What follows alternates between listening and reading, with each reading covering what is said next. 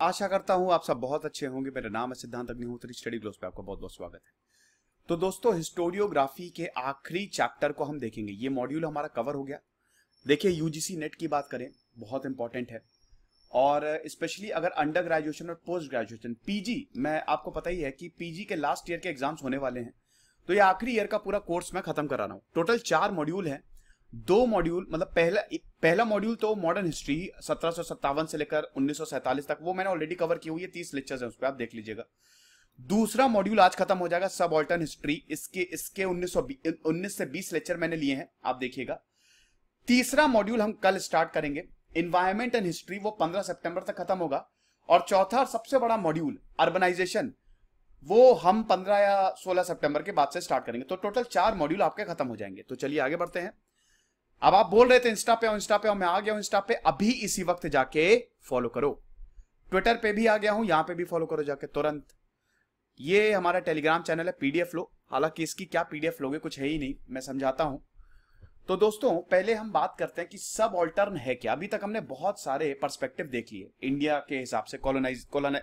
Colonial perspective देखा, Marxist देखा, nationalist देखा, कम्युनलिस्ट देखा, उसके बाद कैम्ब्रिज देखा। अब आखिरी देखेंगे सब ऑल्टर्न। देखो, सब ऑल्टर्न स्टडी की बात करें तो इसके जनक रणजीत गुहा को बोला जाता है। RANAJITGUHA, यही इसके प्राइम मूवर हैं। इन्होंने 6 वॉल्यूम्स को पब्लिश किया, जिसको सब ऑल्टर्न स्टडीज बोला गया। ठीक है। और बेसिकली इसने पूरी इंडियन हिस्टोरियोग्राफी को जांचा परखा। समझ गए? तो यहां से बेसिकली शुरुआत होती है। अब उसके बाद और भी हिस्टोरियोग्राफर्स थे जो इसमें आए और उन्होंने कंट्रीब्यूट किया, लेकिन रणजीत गुहा को इसका जनक माना जाता है। अब दोस्तों, सब ऑल्टर्न मतलब होता क्या है? देखो, अभी तक हिस्टोरियोग्राफर को हम एलिटिस्ट पॉइंट ऑफ व्यू से देख रहे थे कि हिस्ट्री है हमारी और हमको जो आजादी है, मूवमेंट है, ये सब बड़े बड़े लोगों ने दिलाए, कांग्रेस के बड़े बड़े लीडर्स थे। दूसरा एक ग्रुप आता मार्क्सिस्ट, जो बोलते हैं ये सब बुर्जुआ थे, उन्होंने वर्किंग क्लास पे ज्यादा फोकस किया। लेकिन सब ऑल्टर्न का मतलब होता है सब ऑर्डिनेट क्लास। ठीक है। एंटोनियो ग्राम्स्की ने इसको बहुत अच्छे से बताया है। सब ऑल्टर्न बेसिकली इंफीरियर रैंक, अगर ऑक्सफोर्ड डिक्शनरी में आप जाएं तो इसका मतलब है इंफीरियर रैंक। यानी कि अगर आप सब ऑल्टर्न को बहुत ही कॉमन शब्दों में समझना चाहते हैं तो आम आदमी, लोग, आम लोगों की हिस्ट्री कैसी थी, ये रणजीत गुहा बताते हैं। इसी को ही सब ऑल्टर्न हिस्ट्री कहते हैं। हम ये देख रहे हैं, अभी तक आपने हिस्ट्री में देखा कि या तो वर्किंग क्लास था, या फिर हम देखते हैं कि जो मार्क्सिस्ट थे, या फिर जो बड़े एलिटिस्ट थे। लेकिन यहां पे बताने की कोशिश की गई है कि नहीं, लोगों की वजह से मूवमेंट चले हैं। यहां जो पेजेंट, ट्राइबल क्लास, उन सब की वजह से मूवमेंट चले हैं। सबसे इंपॉर्टेंट फोर्स वही है, सब ऑल्टर्न क्लास, सब ordinate class. That is the most important force of any movement. हमको उन्हीं की वजह से आजादी मिली है। तो अगर हम सब ऑल्टर्न को बात करें तो इसको हम 2 फेजेस में डिवाइड करते हैं। पहला है हमारा फेज 1। फेज 1 में बेसिकली डेवलपमेंट हुआ। ठीक है। लोअर एक्सप्लॉइटेड क्लास की हिस्ट्री कैसी थी, इसको समझने की कोशिश की गई। उसके बाद यहां पे क्रिटिसिज्म, एलीट क्लास का क्रिटिसिज्म किया गया कि कांग्रेस के जो बड़े बड़े लीडर्स थे वो बेसिकली लोअर क्लास के बारे में सोचते ही नहीं थे, पूरा मूवमेंट वही चलाते थे। तो यहां पे बेसिकली जो एक्सप्लॉइटिंग क्लास थी, जो एलीट, जो अपर क्लास के लोग थे, उनका क्रिटिसिज्म किया। और उसके बाद यहां पे ग्राम्स्कियन और मार्क्सिस्ट सोशल हिस्ट्री को कंबाइन किया। और यहां पे ब्रॉडर, देखिए ये भी मार्क्स के बारे में ही बात करेंगे ना, मार्क्सिस्ट हिस्ट्री ये भी है। आम लोगों की बात हो रही है तो इसका मतलब मार्क्स आएंगे ही आएंगे। लेकिन मार्क्स ने वर्किंग क्लास पे ज्यादा फोकस किया था, इंडिया पे तो उन्होंने ज्यादा फोकस किया नहीं। तो यहां पे मार्क्स हिस्ट्री को और ब्रॉड करने की कोशिश की गई। ये फेज 1 है। अब फेज 2 में क्या हुआ दोस्तों? फेज 2 में जो मैंने आपको फेज 1 बताया, उससे थोड़ा ये लोग शिफ्ट हो गए। समझ गए? यहां पे माइकल फोकॉल्ट, एडवर्ड सेड, इन सबके जो पोस्ट मॉडर्निस्ट थे, इन सबके अप्रोचों को ज्यादा फोकस दिया गया। साथ ही साथ यहां पे एक्सप्लॉइटेड लोगों की हिस्ट्री से शिफ्ट होके थोड़ा सा टेक्सचुअल एनालिसिस पे गए ये लोग। समझ गए? ज्यादा क्रिटिकल, ज्यादा इन्होंने खोजने की कोशिश की। तो ये फेज 2 में बेसिकली, ये फेज 2 जो है वो थोड़ा सा अलग हो गया। अब फेज 1 की बात करते हैं। सबसे पहले एलीट वर्सेस सबऑल्टर्न। देखो, अगर सबऑल्टर्न बात करें तो बेसिकली एक रेडिकल फॉर्म है हिस्ट्री राइटिंग का, है ना। यहां पे मार्क्सिस्ट और एलिटिस्ट इन दोनों से हटने की कोशिश की गई है। जिस तरीके से इंडियन हिस्टोरियोग्राफी लिखी गई है उससे ये लोग बिल्कुल भी खुश नहीं थे। हालांकि सबऑल्टर्न स्टडीज की बात करें तो ये पहले इंग्लैंड से आया है, क्योंकि इंग्लैंड में ही हम देखते हैं कि वहां पे सर्फ्स होते थे, वहां से ही बेसिकली ओरिजिनेट हुआ है। जो फ्यूडलिज्म की हिस्ट्री थी 1700 में जो लिखी गई, वहां से लेटर 1700 में वहां पे जो सबऑर्डिनेट हिस्ट्री लिखी गई वहां से ही आया है। लेकिन यहां पे जो इंडियन एकेडमिक्स रणजीत गुहा है, उन्होंने इसको बहुत अच्छे से फ्रेम किया। ठीक है, ये कम्युनिस्ट मैनिफेस्टो को आगे ले गए। तो यहां पे ये लिखते हैं, जो फर्स्ट वॉल्यूम है सबऑल्टर्न स्टडी का, वो शुरुआती यहां से होता है कि जो हिस्टोरियोग्राफी इंडियन नेशनलिज्म की, ये इसको एलीट क्लास डोमिनेट करती है, जिसको कॉलोनियलिस्ट एलिटिज्म और बुर्जुआ नेशनलिस्ट एलिटिज्म, मतलब कॉलोनियल और बुर्जुआ क्लास ये सेम है। इंडियन नेशनलिस्ट जैसे मॉडरेट लीडर सब अमीर थे, और जो कॉलोनिस्ट थे वो सेम ही, तो उनमें फर्क क्या है? यहां पे कॉमन लोगों की तो कोई बात हो ही नहीं रही है। तो बेसिकली एक ही सिक्के के दो पहलू हैं, समझे। तो दोनों ही तरीके की हिस्टोरियोग्राफी जो है, ये ब्रिटिश रूल जो डिस्कोर्स हुआ, आइडियोलॉजिकल डिस्कोर्स हुआ ब्रिटिश रूल से, वहां से ही आती है। लेकिन डिफरेंसेस थे। देखो, ऐसा नहीं है कि कॉलोनियल हिस्टोरियोग्राफी और नेशनलिस्ट हिस्टोरियोग्राफी, मैंने बताया था, बिल्कुल अलग अलग है। लेकिन ऑन दी अदर हैंड दोनों सेम भी तो हैं। शुरुआत के जो नेशनलिस्ट क्लास आए थे, उन्होंने ब्रिटेन से तो स्वराज मांगा नहीं। वो बोले कि नहीं, ब्रिटेन रहे, कोई दिक्कत नहीं, हमको तो ज्यादा रिप्रेजेंटेशन चाहिए, है कि नहीं। साथ ही साथ जितने भी बड़े लीडर्स थे, सबके सब अमीर थे, तो थोड़ा बहुत तो सिमिलैरिटी है ही है। लेकिन सबसे बड़ी बात यह है कि यहां पे आम लोगों को तो लिया ही नहीं गया है। भाई देखो, कोई भी मूवमेंट चलता है ना, आम लोग उसमें सबसे बड़े भागीदार होते हैं ना। अगर लोग पार्ट नहीं लें तो आपका मूवमेंट ही नहीं चलेगा। तो आम लोगों के लिए तो कुछ लिखा ही नहीं गया है, ये बोलना था यहां पे रणजीत गुहा। और इसी को सबऑल्टर्न हिस्ट्री बोला जाता है कि आम लोगों के लिए लिखो, कॉमन पीपल के लिए लिखो, जिन्होंने डोमिनेट किया सारे मूवमेंट को, उनको ऑटोनॉमी दो। आमतौर पे क्या होता है कि जब हमने हिस्टोरियोग्राफी पढ़ी तो आपने देखा आम लोगों की बात हुई, लेकिन उनको हमेशा हम कैसे देखते थे? लीडर्स के साथ जोड़ के देखते थे, कांग्रेस के साथ जोड़ के देखते थे। उनको ऑटोनॉमी नहीं दी गई, उनका ऑटोनॉमस डोमेन नहीं था, उनके बारे में हमने कुछ नहीं जाना। है उल्टा यहां पे। जो लोगों की पॉलिटिक्स थी वो एलीट पॉलिटिक्स से बिल्कुल अलग है। कैसे? पहली बात तो यह है कि जो लोग हैं उनका रूट ही ट्रेडिशन था। Caste, kingship, tribal solidarity, territory, इन सब में बिलीव करते थे वो लोग। सेकेंडली जो है, जो एलिट मोबिलाइजेशन था, जो एलिट क्लास थी, बुर्जुआ क्लास जिसको बोला जा रहा है, जो अपर क्लास थी, उनका वर्टिकल था। उनकी हायरार्की वर्टिकल, मतलब सबसे बड़ा जो है वो लीडर होता था, उसके बाद उनके जो सहपाठी आते थे वो आते थे। लेकिन लोग वर्टिकल नहीं, हॉरिजॉन्टल हैं। सब लोग एक तरीके के हैं, कोई लीडर नहीं, कुछ नहीं, सब लोग एक यूनिट की तरह काम कर रहे हैं। तीसरी चीज ये है कि जो एलिटिस्ट मोबिलाइजेशन था वो लीगलिस्टिक था और पैसिफिक था। मतलब जो एलिट लोग थे वो लोग हिंसा में बिलीव नहीं करते थे, वो लीगल तरीके से चलते थे। हम क्रांति लाएंगे लेकिन हिंसक तरीके से नहीं लाएंगे, अहिंसक तरीके से लाएंगे। लेकिन सब ऑल्टर्निस्ट ये कौन थे? ये वॉयलेंट हो जाते थे। कई बार ये वॉयलेंट हो गए हैं, कई बार इन्होंने रिबेलियन छेड़ दिया है। और आखिरी जो ये बताते हैं कि जो मोबिलाइजेशन था वो बहुत ही ध्यान से किया गया, लेकिन सबऑल्टर्न मोबिलाइजेशन था वो स्पॉन्टेनियस था। एलीट मोबिलाइजेशन, एलीट क्लास थी। देखिए, जो नेहरू मूवमेंट चलाते थे, सुभाष चंद्र बोस बहुत ही सोच समझ के, गांधी जी बहुत ही सोच समझ के मूवमेंट चलाते थे। लेकिन लोग सोच समझ के मूवमेंट नहीं चलाते थे, वो स्पॉन्टेनियस, जैसे चौरी चौरा। यही क्रिटिसिज्म होता है इनका। यहां पे इनका ये स्पॉन्टेनिटी पे क्रिटिसिज्म होता है कि स्पॉन्टेनियस नहीं भैया, लोग भी सोच समझ के काम करते थे। तो सबऑल्टर्न हिस्ट्री जो है ना, मैंने आपको बताया था ना, दो तरीके की हिस्ट्री होती है।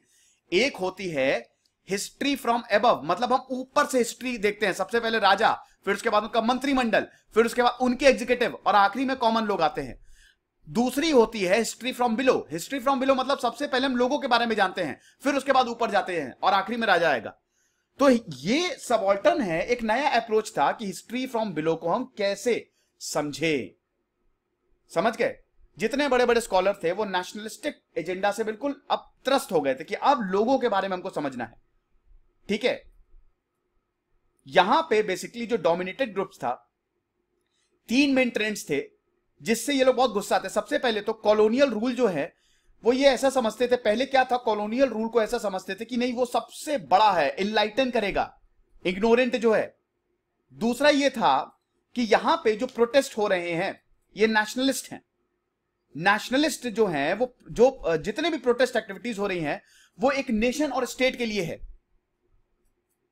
पहला क्या है, सबाल्टर्न जो स्कॉलर थे वो इसीलिए थोड़ा गुस्से में थे, गुस्से में नहीं मतलब वो एक्चुअली क्या करते थे, दे वर पिटेड अगेंस्ट कि जिस तरीके से इंडियन हिस्टोरियोग्राफी को हम देख रहे हैं वो सही नहीं है। इसमें पहली चीज ये है कि कॉलोनियलिस्ट को हम बहुत महान के रूप में देख रहे हैं कि वो तो लोगों को इनलाइटन करेंगे। दूसरा ये है जब वक्त आगे बढ़ा तो नेशनलिस्ट आए। अब नेशनलिस्ट ने यहां पे पूरे नेशन को साथ में लेने की कोशिश की, बल्कि एक्चुअली में ये स्टेट वाइज, ये रीजन वाइज होता था। प्रोटेस्टर रीजन वाइज होते थे। लोग उस समय नेशन के लिए इतना चिंता थे ही नहीं, क्योंकि उस समय कोई भारत, प्रॉपर भारत थोड़ी ना आया था। और तीसरा मार्क्सिस्ट जो रेवोल्यूशन की बात करता, सोशलिस्ट स्टेट, इन सब का एक अल्टरनेटिव दिया सबाल्टर्न हिस्ट्री ने। अब यहां पे मेन एम क्या था प्रोजेक्ट का, सबसे पहले तो यह दिखाना था इसमें कि जो बुर्जुआ है, जो बुर्जुआ और एलीट कैरेक्टर है कांग्रेस का, वो बेसिकली जो लोग हैं उनको ओवरकम करने की कोशिश कर रहा है। मतलब मूवमेंट जो है वो बेसिकली लोगों का था, लेकिन कांग्रेस की लीडरशिप ने उसको अपने पास रख लिया। दूसरा यहां पे बताने की कोशिश की गई है कि लोगों के स्ट्रगल को उतने अच्छे से नहीं दिखाया है, लेकिन हम लोगों के स्ट्रगल को अच्छे से दिखाएंगे। लोगों ने बहुत ज्यादा स्ट्रगल किया है। और तीसरा, सब ऑल्टर्न कॉन्शियसनेस और उनकी ऑटोनॉमी पे बहुत ज्यादा ध्यान दिया गया है। देखिए, लोगों के बारे में स्टडी करना बहुत मुश्किल था। कैसे मुश्किल है भाई, आपको रिकॉर्ड चाहिए। अब आम लोग थोड़ी ना अपनी बैठ के हिस्ट्री लिखेंगे। जो हिस्ट्री है वो बड़े लोग ही तो लिखते हैं, जो बहुत ही पढ़े लिखे, जो एलिटिस्ट होते हैं, जिनके पास सारी चीजें होती हैं, वही तो हिस्ट्री लिखेंगे ना।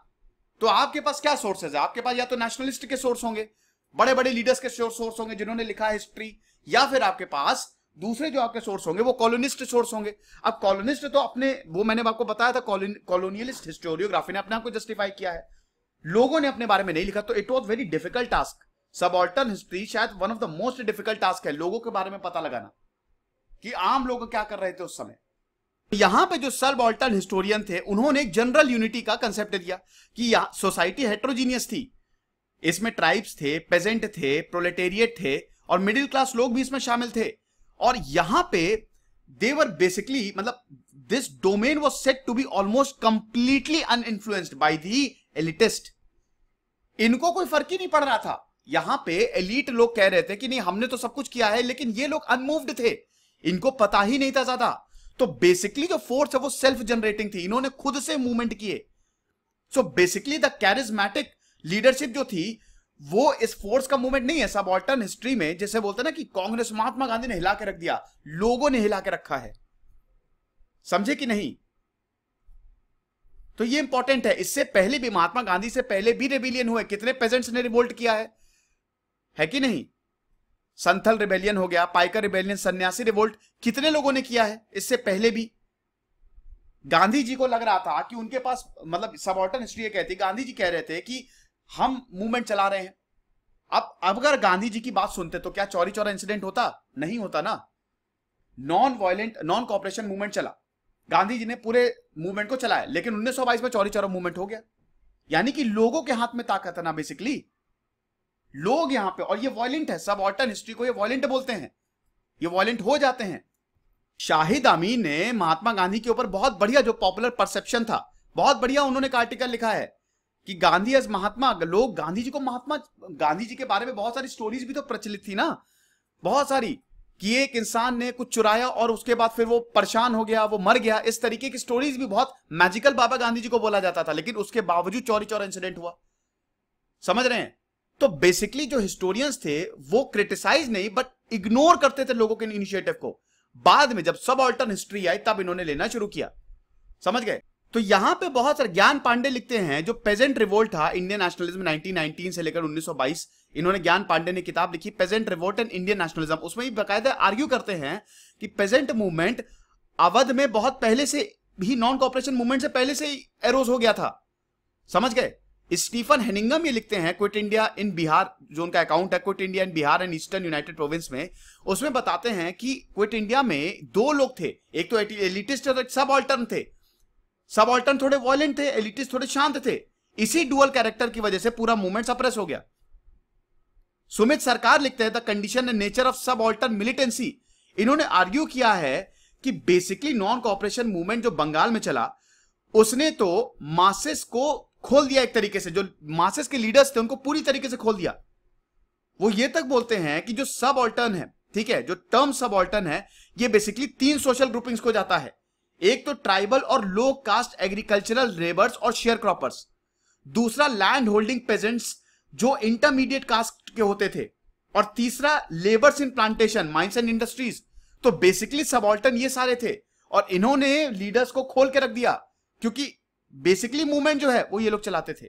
यहां से मिलिटेंसी आई, और जब भी डिवीजन होगा एक्सप्लॉइटर्स और एक्सप्लॉइटेड क्लास में, तो हमेशा प्रॉब्लम आएगी। तो हम देख रहे हैं कि जितने भी फर्स्ट फेज में जो चीजें लिखी गई, वो बेसिकली एक तरीके से सबऑल्टर्न डोमेन्स को ऑटोनॉमी दी गई कि लोग ज्यादा इंपॉर्टेंट है। सेकेंड कोर्स की बात करें तो यहां पे डिस्कोर्स होता है, ठीक है। अब इसमें बहुत सारे लोग हैं जिन्होंने काम किया, ठीक है। देखो सबऑल्टर्न की बात करें तो यहां पे गुहा थे, पांडे थे, आमीन थे, हरदीमान थे, हेनिंगम सरकार थे, लेकिन बाद में पोस्ट कॉलोनियलिस्ट इन्फ्लुएंस काफी होने लगे। इसमें पार्था चैटर्जी का वर्क जो है वो बहुत इंपॉर्टेंट है। इन्होंने nationalist thought and colonial world लिखा, जिसमें इन्होंने पोस्ट कॉलोनियल फ्रेमवर्क जो एडवर्ड सेड का था उसको बेसिकली यहां पे बताया। तो इन्होंने बोला कि जो कॉलोनियल पावर नॉलेज है वो बेसिकली ओवरवेलमिंग एंड इररेजिस्टेबल है। कहने का मतलब ये है, देखो सबऑल्टर्न क्या बोल रहे थे, उनका जो पूरा मोटिव था वो कैसे हिस्ट्री को समझाते थे, वो बेसिकली ऑप्रेस्ड क्लास को देखते थे कि जो लोग हैं वो काफी ऑप्रेस्ड हैं, इसी वजह से रिवोल्ट हो रहे हैं। लेकिन यहां पे अब पूरा फोकस शिफ्ट हो गया। लेटर जो है, जो सेकेंड फेज में लोग आए, जो सेकेंड फेज में स्टोरियोग्राफर है, वो बताते हैं कि बेसिकली कॉलोनियलिज्म यहां पे क्लास की वजह से नहीं, कॉलोनियलिज्म को लेके ऑपोजिशन था, मॉडर्निटी और एनलाइटनमेंट को लेकर ऑपोजिशन था। इसलिए बेसिकली ये सबऑल्टर्न हिस्ट्री है। तो हमको यहां पे हम देखते हैं कि सेकेंड फेज में ज्यादा टेक्सटुअल एनालिसिस ज्यादा था। देखो फर्स्ट फेज में 20 से ज्यादा एसे जो है पब्लिश हुए, सेकेंड फेज में सिर्फ और सिर्फ 5 एसेस पब्लिश हुए, और यहां पे टेक्सटुअल एनालिसिस, टेक्स्ट पे ज्यादा फोकस किया गया, कॉलोनियल डिस्कोर्स, ठीक है ना।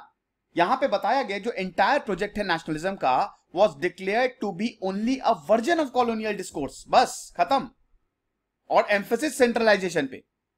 तो सेकेंड की बात करें, सेकेंड फेज की बात करें, तो ये पहले से पूरा का पूरा शिफ्ट हो गया, समझे आप, ये चीज है। तो सबऑल्टर्न हिस्ट्री जो है इस हिसाब से बहुत ही इंपॉर्टेंट है, बहुत ही ज्यादा, क्योंकि एक्सप्लॉइटेड लोगों के लिए बात करती है। ये लेक्चर था। फाइनली दोस्तों ये लास्ट मॉड्यूल कंप्लीट हुआ, मतलब ये लास्ट लेक्चर से हिस्टोरियोग्राफी का पूरा मॉड्यूल जो है वो कंप्लीट हो चुका है, और अब जो है हम एनवायरमेंट और हिस्ट्री पे जंप करेंगे। तो अब एनवायरमेंट हिस्ट्री से कैसे रिलेटेड है वो जानेंगे। तो खुश रहिए, पढ़ते रहिए। दिस इज सिद्धांत अग्निहोत्री साइनिंग ऑफ।